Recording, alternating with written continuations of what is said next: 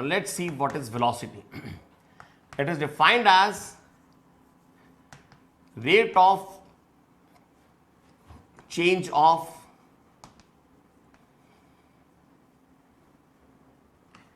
displacement. It is defined as rate of change of displacement now. Now what is rate of change of displacement? Let's see.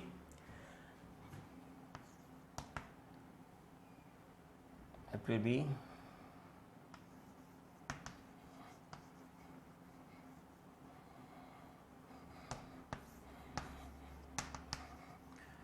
displacement upon time. Got it? Or I can write S with bar means displacement. Got it? Again, the unit is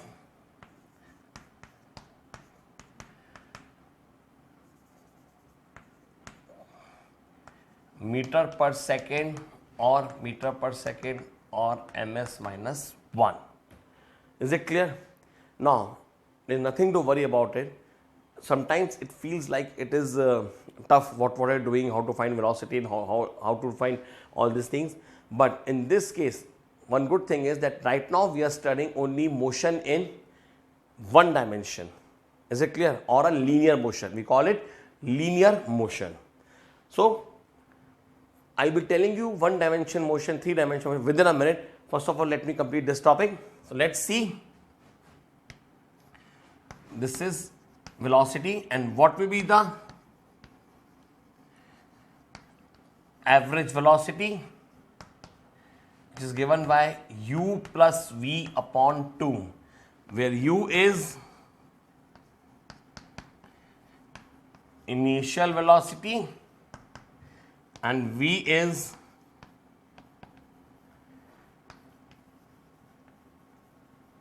final velocity. Am I clear? Please note it down till here. Right now I was telling you about motion in one dimension, two dimension and three dimensions. So let me explain what does this mean. How linear motion is associated with it. We'll find out this also.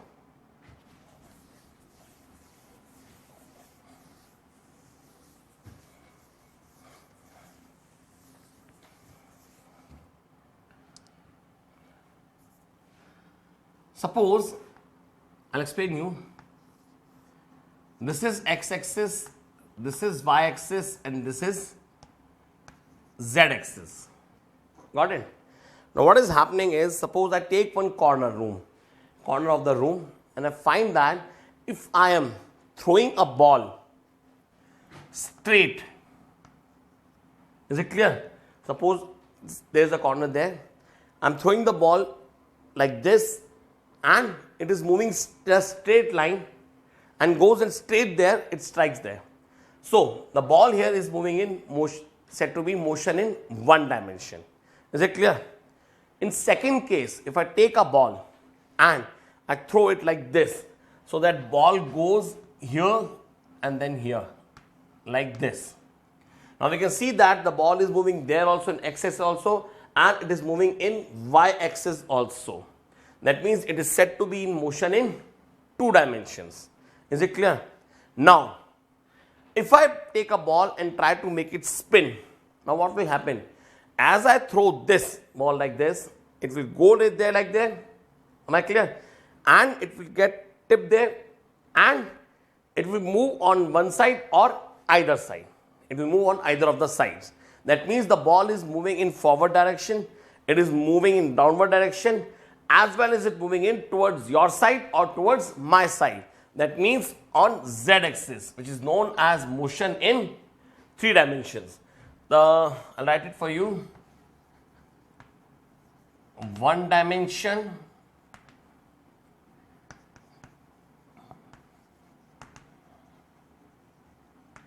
two dimension,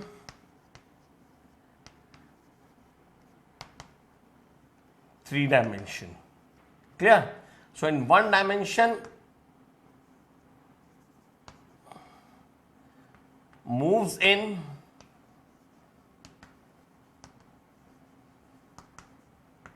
straight line, while in two dimensions moves in a plane, and 3 dimension moving in a space. Now, the motion right now we are doing is, it is linear motion. We call it linear motion. That means the ball is moving in a straight line in one direction only. So what happens is, suppose I throw a ball like this and it is moving here only. So it moves this much of distance. Now easily I can see that the initial position and final position is equal to the distance, as well as we call it displacement. So here distance and displacement are equal. Is it clear? So this is something you have to note it down. Please note it down.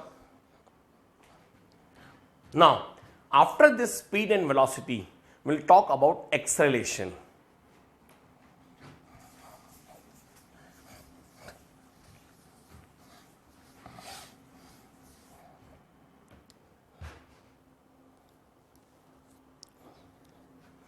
Students, this is actually a new term for you all. So please listen to it carefully. Now, we found that rate of change of distance, that is in how much time, how much distance is changing, is known as, whatever it was called as speed. And rate of change of displacement was called, what is that? It was velocity. Now, if I talk about rate of change of velocity, then velocity is called acceleration. Now, what is acceleration? I'll explain you. Many of you must be driving some vehicle like a two-wheeler or a car. So, whenever we need to increase the speed or the velocity, what we do is we just rotate the accelerator that is in our hand. When we accelerate it, that means we are stretching the wire, which allows more of petrol to go in the carburetor, and it allows more speed as more combustion of fuel is there. Got it? Now, suppose the velocity of the body was earlier, it was 40 km per hour, and in 5 seconds I allow it to move it to 80 km per hour. Then easily I can find out how much body got accelerated. For this we need to know that initial velocity and final velocity is two terms which will be introduced right now. So I'll give you an example for this. Suppose I'm moving from Jaipur to Ajmer. Got it? And I was moving earlier with the speed of 40 meter per second. Please do not try that sort of speed. It's just a hypothetical example. It reaches to 80 meters per second in 5 seconds. In 5 seconds. Am I clear? Now, this is initial velocity and this is final velocity. Got it? So, we'll denote it by U and we denoted this one by V. Am I clear? I told you the time taken by it is 5 seconds. So, what is the formula for acceleration? It is final acceleration minus, final velocity minus initial velocity divided by time. So, acceleration is V minus U upon time.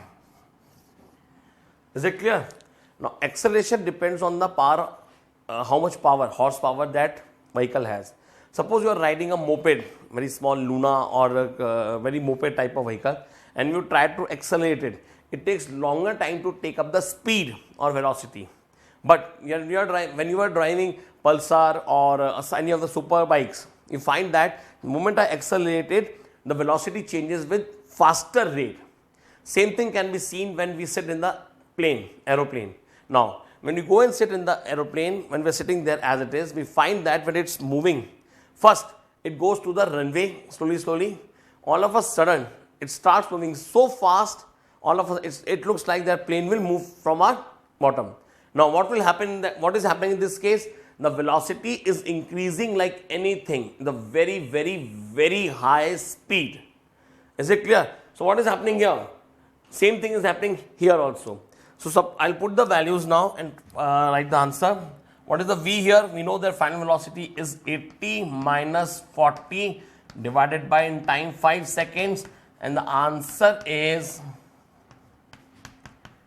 8 meter per second square. I'll tell you why I'm writing 8 meter per second square within a minute. Is it clear? Now, suppose when I was moving on Ajmer road, I found that some obstacle is coming. I can see some obstacle there, or I can see the toll road there. In that case, I need to reduce my speed. So what I'll do in this case is, look here. Suppose I was moving with 80 km per hour. 80 meter per second, and I take the velocity to 40 meter per second at the same time, that is 5 seconds. Is it clear? Now what happens is, when it is moving here, I'll write the formula, that is V minus U upon T.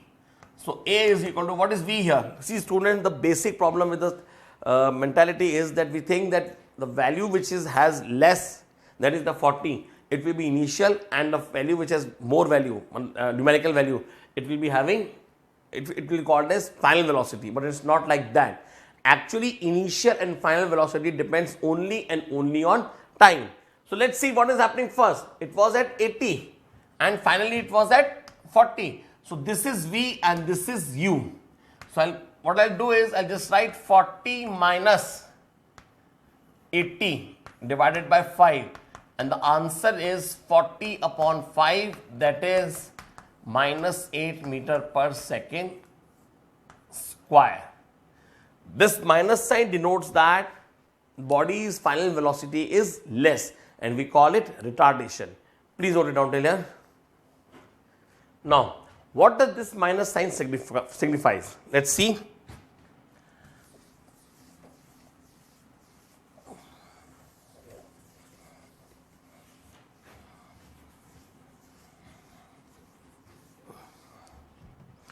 See, what I did was A is equal to 40 minus 80 upon T, and that is 5, and that becomes minus 40 upon 5, and the answer is minus 8 meter per second square. Now this minus sign indicates that final velocity is less than initial velocity. We call it retardation, which is negative value of acceleration. One more name is given to it, and we called it deacceleration.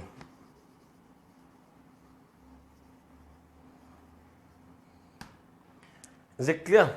So, whenever answer is there in minus acceleration, we are going to write positive when we are mentioning retardation.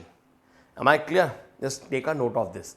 So, we will call it retardation or with the negative value. Now, when will be the negative value of the acceleration? That means the final velocity is less than initial. The final velocity may be 0 also, and if it is 0, then also the answer will be in negative terms only. Let's talk about the unit of acceleration.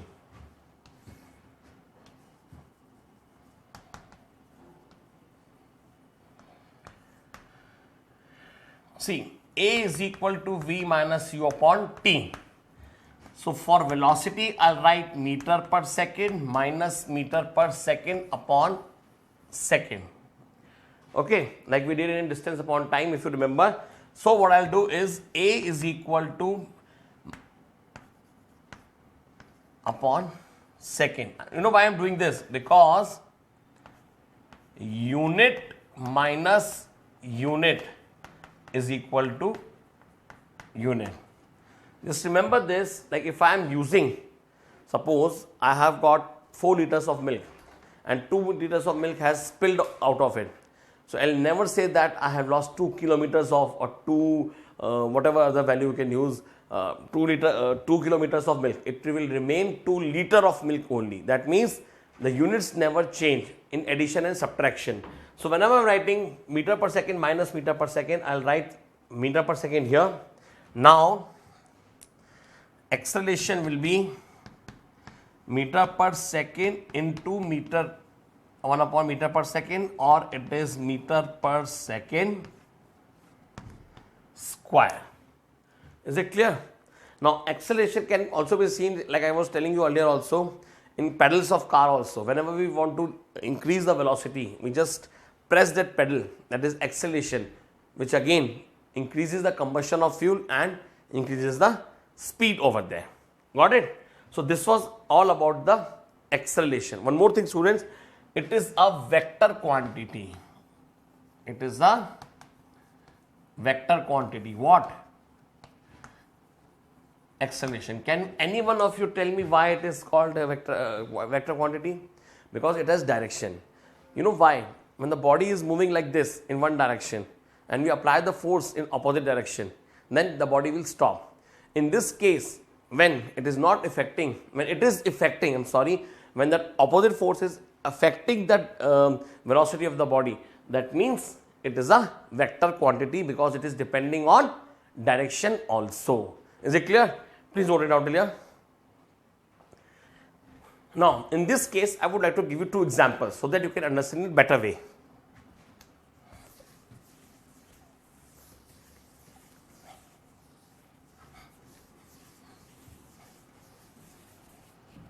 Let's see what is happening here. Suppose a car is moving with the speed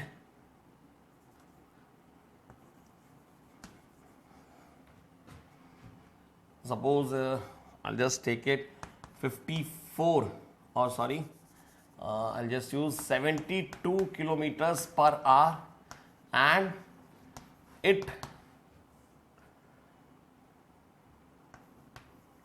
reduces its speed to 54 kilometers per hour.